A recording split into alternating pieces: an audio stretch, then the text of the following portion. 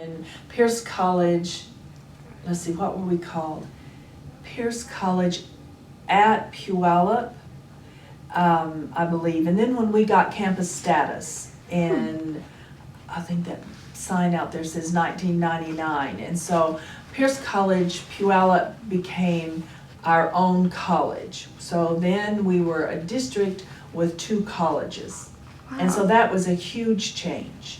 And that's when then Steve Wall became the district, well, he was called district president at the time, and Michelle Johnson was, and so he had a dual role. He was president of the Pierce College Puyallup and the district president, and Michelle was the president at Pierce College Fort Steilacoom. So that was a very huge change in the history. When I first got it, the other thing too, when I first got here, we were Fort Steilacoom Community College. And the trustees were just in the, I can't remember exactly where they were in the process, but it had been decided that the name would be changed.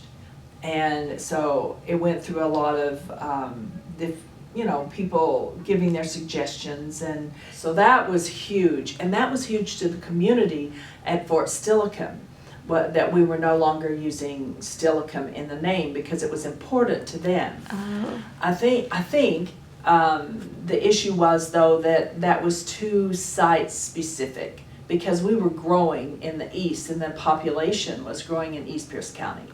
And so they wanted a name that was going to indicate that we were bigger than just that small little place there in Lakewood called Fort Steilacoom. But there was some consternation.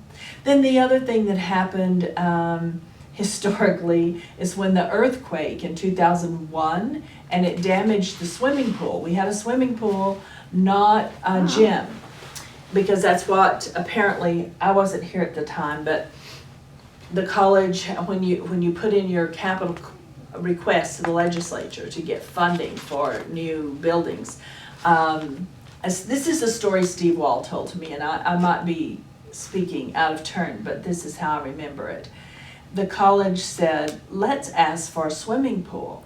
And so the discussion was a gym or a swimming pool. And they said, well, the basketball and volleyball teams, whatever teams there were at the time, played at the gym on Western State Hospital grounds. So they had a place to play, and they said, and the state, they'll always fund a gym, so let's have a pool.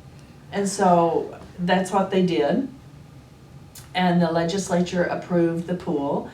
And then when we asked for a gym sometime later, they said, no, you got your athletic facility. So there was no gym. There was just the pool at Fort Steilacoom. So then back up to the earthquake in 2001. And the earthquake came and it severely damaged the pool. And it had to be closed. And it was going to cost a lot of money to repair it as a pool. And then it costs a lot to maintain a swimming pool. But there were people in the Lakewood community who used that pool on a regular basis. And we had water aerobics classes, and then there were people who came and swam laps and used that for their exercise. They were very upset that we were closing the pool.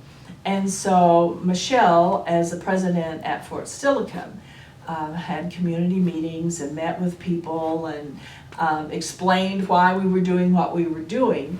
And then that's when they redesigned that facility and made it the Health Education Center at Fort Steilacoom.